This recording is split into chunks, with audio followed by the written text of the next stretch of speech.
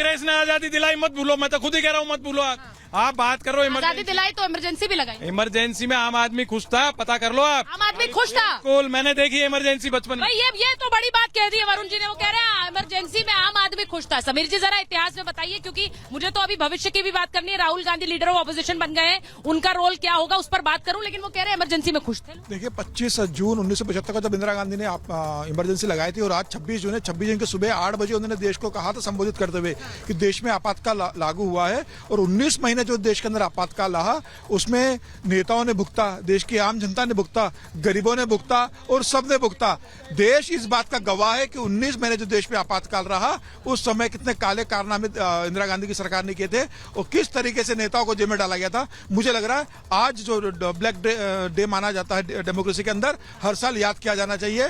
मैं तो सरकार से कहना चाहूंगा कि 25 जून को वो छुट्टी डिक्लेयर करे कि ब्लैक डे डेमोक्रेसी था, जनता याद करे और स्कूल के पाठ्यक्रम में शामिल होना चाहिए कि कैसे आपातकाल लगाया गया था, कैसे एक हाईकोर्ट का जजमेंट इंदिरा गांधी के खिलाफ इलाहाबाद हाईकोर्ट से आया और जज का जजमेंट न मानने के कारण हाईकोर्ट को नीचा दिखाने के लिए इंदिरा गांधी ने कहा मैं प्रधानमंत्री बनी रहूंगी और उस कोर्ट का डिसीजन के खिलाफ इंदिरा गांधी ने देश पे आपातकाल लगाया था। मुझे लग रहा है देश को जानना बहुत जरूरी है। एक बार बड़ी खबर बता दूं कि लोकसभा में आपातकाल पर प्रस्ताव पर गृह मंत्री अमित शाह ने ट्वीट किया है और उन्होंने कहा है कि कांग्रेस की तानाशाही वाली मानसिकता एक्सपोज हो रही है। आपातकाल देश का काला अध्याय है, ये कहा। और साथ ही लोकतंत्र खत्म करना कांग्रेस की सोच रही। लोकतंत्र खत्म करने की सोच तो कांग्रेस की थी, कांग्रेस की सोच लोकतंत्र विरोधी रही है। ये अमित शाह का ट्वीट आया है। अब इस पर मैं बात कर रही हूं, ये बात मैं इसलिए कर रही हूं क्योंकि आज जब स्पीकर का चुनाव हुआ तो स्पीकर को चुनाव पर बधाई देते हुए बार बार संविधान और संविधान की बात, विपक्ष की आवाज जरूरी है संजय मिश्रा जी, इसमें कोई दो राय नहीं है। और हम बार बार कहते हैं मजबूत विपक्ष हो। आज जो सदन में हुआ है, मुझे बस ये जब मैं कार्रवाई देख रही थी तो हर नेता ने बोला, लेकिन ऐसा लगा कि वो तंज ओम बिरला पर कस रहे थे। हम बार बार कहते हैं स्पीकर किसी पार्टी का नहीं होता। नहीं, देखिए 1975 में इमरजेंसी लगी थी या नहीं लगी थी? लगी थी ना। बीजेपी बात कर रही है ना, तो पिछले 5 साल यदि इमरजेंसी दिखी तो वो उसकी बात कर रहे हैं। दूसरी बात 1975 की ये बात करेंगे, बिल्कुल नहीं भूलेंगे। उन्होंने कहा भगत सिंह को भूल जाऊं, सबको नहीं, किसी को मत भूलिए आप। वो बाप दादा तक बोले नहीं भूलूंगा, बिल्कुल नहीं भूले। बंगारू लक्ष्मण को देश भूल जाएगा जिन्होंने ताबूत घोटाले में सजाया जाता थे? आप मानते हैं उसको अपने सर पे लेंगे? भारतीय जनता पार्टी दोहराएगी इस बात को? तो मैं कहता हूँ इंदिरा गांधी का एक वो काल था, किस तरह से निर्णय लिया गया, क्यों निर्णय लिया गया, उसके बाद कांग्रेस सत्ता में रही है। और यदि आप कहते हैं कि लोकतंत्र खत्म करने वाली कांग्रेस है तो लोकतंत्र बनाने वाले कौन से लोग थे? लोकतंत्र तो नेहरू ने बनाया था, पटेल ने बनाया था, उस वक्त के कांग्रेस के लोगों ने बनाया था। आप तो कहीं और काम कर रहे थे, अंग्रेजों के साथ मिलकर काम कर रहे थे। ये तो इतिहास गवाह है। तो मैं ये कहता हूं कि एक प्रधानमंत्री जो नरेंद्र मोदी ने काम किया और जो अटल जी ने काम किया, दोनों के अंतर है, सोच में, काम करने के तरीके में अंतर है। तो आप एक चीज को जो आपको कहीं सूट करता है, अभी हमारे इधर से बात आ रही है कि जनता को जो तकलीफ है, जनता को क्या तकलीफ हुई जरा बताइए हमको। आप भी उस बात को आप उस बात से सहमत है कि इमरजेंसी में जनता को कोई तकलीफ नहीं? जनता को कोई भी दिक्कत नहीं हुई थी। ये एक नया नैरेटिव है। मैं ये कह रहे हैं कि वरुण पुरोहित जी से लेकर संजय मिश्रा तक कह रहे हैं कि भाई कोई तकलीफ नहीं हुई है इमरजेंसी में। आप लोग बार बार इमरजेंसी का नाम इसलिए लेते हैं क्योंकि आपको फायदा होता है उससे।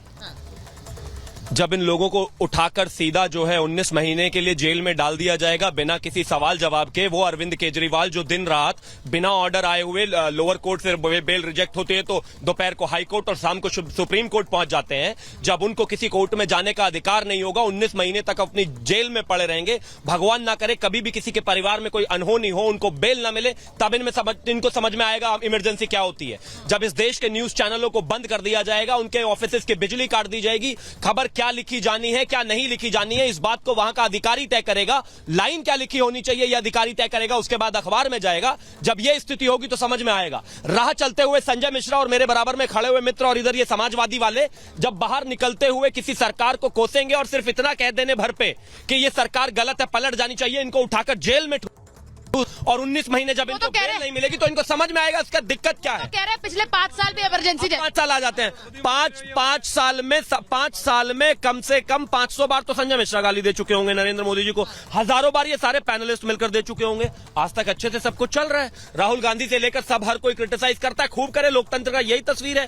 आज भी अगर मैं बात करूं तो स्पीकर महोदय ने जो समय दिया उस सब में सबने ज्यादातर स्पीकर महोदय को क्रिटिसाइज किया, लेकिन सब अच्छा हंसी खुशी सदन चल रहा है। मैं क्योंकि Emergency अभी मैं तक समझ में नहीं मैं विवेक जी के पास जाऊं उससे पहले एक और खबर बता दूं कि अरविंद केजरीवाल पर भी फैसला आने वाला है थोड़ी देर में, तो उस पर भी हमारी नजर बनी हुई है, क्योंकि अरविंद केजरीवाल पर कल देर रात कैसे सीबीआई पहुंची थी, उसके बाद उन्होंने अरेस्ट किया है और कोर्ट में रिमांड मांगी है। तो बस थोड़ी देर बाद अरविंद केजरीवाल पर भी फैसला आएगा, हमारी नजर उस पर भी बनी हुई है, मैं आपको ये बता दूं कि वो भी खबर हम लगातार उस पर नजर बनाए हुए हैं। अब मैं एक चीज पूछ रही हूं, आज प्रधानमंत्री ने कहा, क्योंकि आप विपक्ष बतौर विपक्ष लगातार चुनाव के दौरान भी डिक्टेटर उन्हें कहते आए, ये डिक्टेटर है, ये तानाशाही है, ये तानाशाह है, उन्होंने इसीलिए आज डिक्टेटरशिप के बारे में बात कर दी। उन्होंने कहा कि डिक्टेटरशिप क्या थी, वो इमरजेंसी के दौरान। देखिए, डिक्टेटरशिप तो वो भी, जैसे मैंने कहा, किस तरह से आपने किसानों के कानून बनाए और किस तरह किसानों पे आपने गोलियां चलवाई, आंसू गैस चलवाए। महाराष्ट्र में आपने क्या किया, पार्टियों को तोड़ दिया, परिवारों को तोड़ दिया अपनी सरकार बनाने के लिए। महाराष्ट्र में आपने क्या किया, गोवा में क्या किया, नॉर्थ ईस्ट में क्या किया, हिमाचल में आपने क्या प्रयास किया। ये होती है डिक्टेटरशिप, कि हमारी सरकार हो, संख्या हो चाहे ना हो, लेकिन सरकार हमारी होनी चाहिए। काला धन लगा के, ईडी सीबीआई लगा के। और क्या हो रहा है देश में, क्या जनता नहीं जा रही है? आज आप स्टूडेंट्स की बात कर रहे हैं, पर्चा लीक हो रहा है, आप उस पर चर्चा कर रहे हैं? नहीं।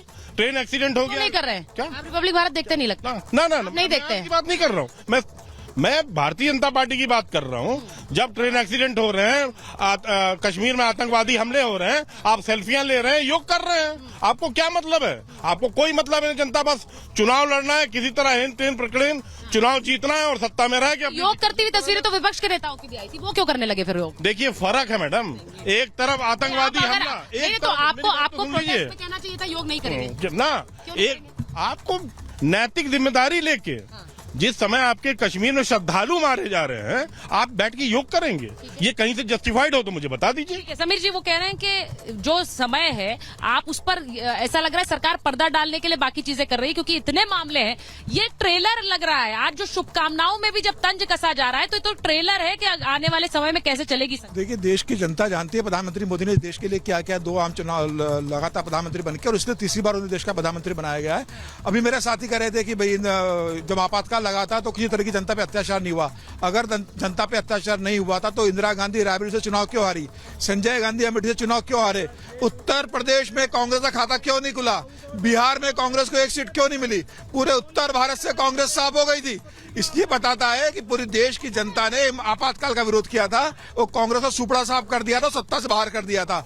इंदिरा गांधी को जब पता पड़ा कि मैं सत्ता से बाहर हो गई हूँ तो गांव-गांव माफी मांगी कि मैं आपातकाल नहीं लगाऊंगी। 80 में सत्ता में लौट के आई, और कांग्रेस अभी वही मानसिकता करते जा रही है।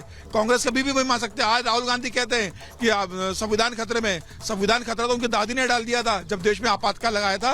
राहुल गांधी विपक्ष के नेता बने हैं, जिम्मेदारी से बात करें, एक सक्रिय सहयोगात्मक विपक्षी भूमिका निभाए और एक अच्छे रचनात्मक विपक्षी भूमिका